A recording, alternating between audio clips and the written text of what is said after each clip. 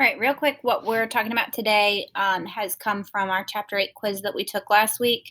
So I was a little disappointed with our short answer responses. I'm still seeing lowercase letters. I'm still seeing people turn things in without punctuation, and you can't do that. You get 0 points.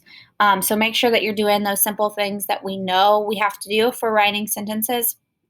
So I want to look at these questions, and then you're going to go through what you think are good examples and pick the best examples of some of the student work that was turned in. So question number 7 is review the diagram above from page 23 in chapter 4. How is this diagram different than the one on page 53? How are they similar? Compare and contrast the diagrams. Write 2 to 3 sentences. So a lot of people either just told me how they're different or just told me how they're the same. So that is not answering the question. Okay, you need to make sure that you read these questions carefully and that you're answering both parts of the question when they're two-part questions like this. Okay. Question number 8, I didn't even count because so many people missed it.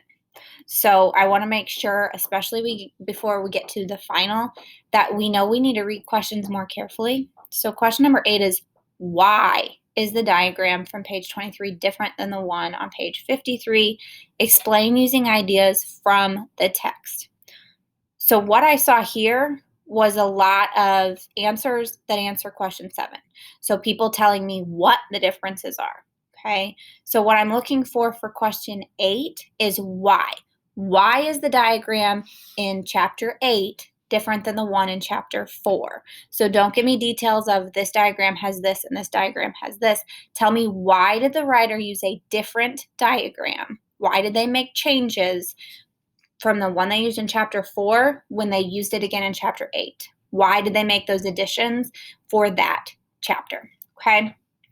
So use that information as you are picking your best examples.